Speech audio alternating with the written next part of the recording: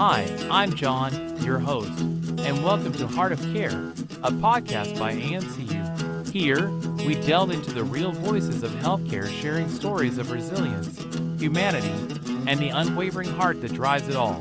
Join us as we empathize, learn, support, and even find moments to laugh together.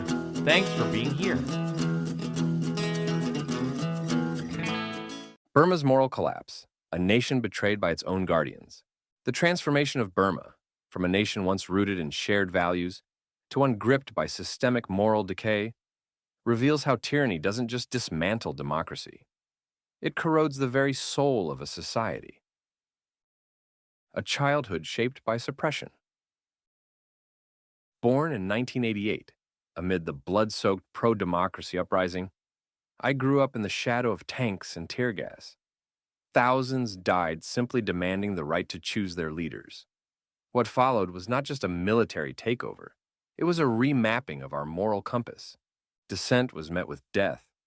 Students were shot. Monks were beaten. Peaceful protests were crushed with brute force. And from that moment on, fear was folded into the DNA of daily life. When corruption becomes culture, military rule didn't just seize power, it rewired the rules of survival. Corruption became not just common, but compulsory. Bribes were necessary for everything: a child's place in school, a business permit, a passport. Even in hospitals, patients were often forced to tip just to receive treatment. Teachers expected gifts to teach. Police expected money to protect. Power belonged not to the educated or the honest, but to those connected to the military's inner circle. In this twisted system, a car driver could earn 4 times as much as a doctor. The message was clear: integrity gets you nowhere. Loyalty to the regime gets you everything. Poverty by design. Burma is rich in jade, oil, gas, timber, and rare earth minerals. But the profits never trickled down. The elite grew fat, while most citizens were left in darkness, literally. Even in the capital, children studied by candlelight, while the junta exported electricity for foreign cash. This wasn't mismanagement, it was a strategy. Keep people hungry. Keep them busy surviving. Make resistance a luxury they can't afford. The weaponization of education and silence. School was not a place of empowerment. It was a tool for indoctrination. Critical thinking was punished. Questioning authority was dangerous. If it doesn't concern you, stay silent became not just a survival tactic, but a national motto passed from parent to child. The illusion of reform. In 2010, hope briefly returned. The military allowed carefully controlled elections. Aung San Suu Kyi was released. SIM cards dropped from thousands of dollars to a single coin. Roads were fixed. Power became more reliable. But the junta never really let go. The Constitution reserved 25% of all parliamentary seats for military officers. They held unshakable control over the defense, home affairs, and border ministries. Divide, then destroy. The regime played a cruel long game. In Rakhine, they deliberately altered demographics, then used their own manufactured crisis to incite hate. The result? The 2017 genocide of the Rohingya. 700,000 people displaced, entire villages wiped out, and women subjected to mass rape. It was systematic, it was intentional, and it was ignored by much of the world. 2021 coup and the rise of a people's resistance. In 2020, Suu Kyi's party won in a landslide. The military responded with a coup. The brutality that followed shocked even those used to repression. Children shot dead in their homes. Protesters burned alive. Severed heads displayed in public. The military's unofficial doctrine was no longer hidden. If you are not one of us, you deserve to die. But instead of retreating into fear, something incredible happened. From every corner of Burma, urban and rural, Christian and Buddhist, Chin and Karen and Bamar, ordinary people rose up. The resistance was born, and for the first time in modern history, a nation's government was crowdfunded by its own people. The National Unity Government, NUG, formed in exile, became a symbol of hope. While Russia, China, and Thailand supplied arms and diplomatic cover to the junta, Burmese citizens sold their jewelry, skipped meals, and sent money to the resistance. The war continues. So does the will to resist. The military continues to bomb schools, hospitals, and entire villages. Humanitarian aid is blocked. Donations are stolen. And yet, the people adapt. Drones are crowdfunded. Underground schools are established. Clinics operate in forests. Children study in caves, and teachers carry textbooks through minefields. This is no longer just about politics. It is about the moral core of a people refusing to be extinguished. The world must not look away. Burma is not just fighting a dictatorship.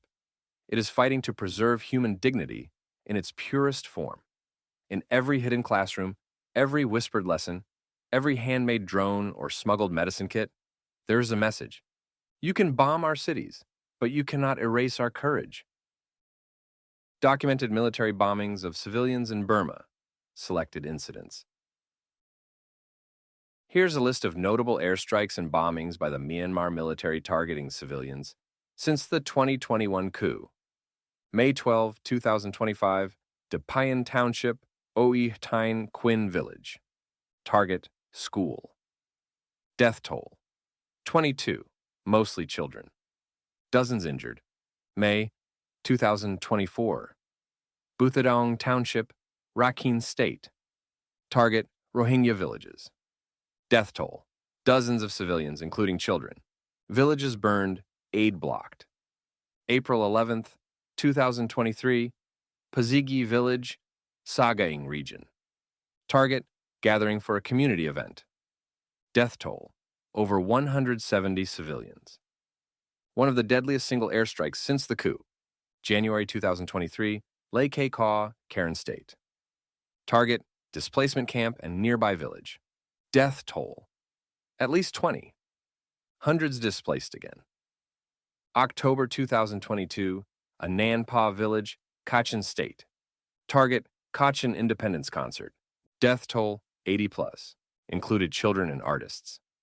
September 2022, Latyat Cone Monastic School, Sagaing. Target, monastery turned school.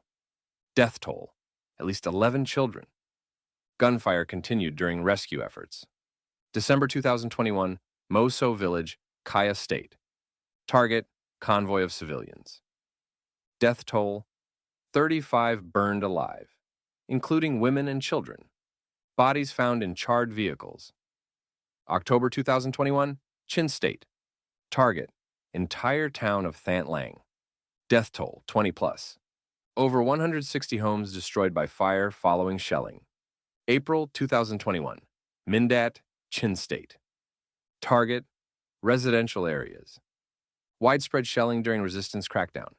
A call to conscience. The world must act. The people of Burma are not asking for sympathy. They are asking for solidarity. For 4 years, they have endured unspeakable horrors. Schools bombed, children burned alive, entire communities erased. And yet, they continue to resist, not with foreign aid or global backing, but with their own hands, hearts, and hope. This is not just Burma's fight. It is a fight for humanity. We urge the international community to stop arming the regime. Every bullet and bomb supplied by Russia, China, or tacitly ignored by others is a strike against innocent lives. To sanction the junta's financial lifelines, cut off access to oil, gas, and banking systems that fund their war machine. To recognize and support the National Unity Government, NUG, the only legitimate representative of the Burmese people. To provide safe, unrestricted humanitarian aid.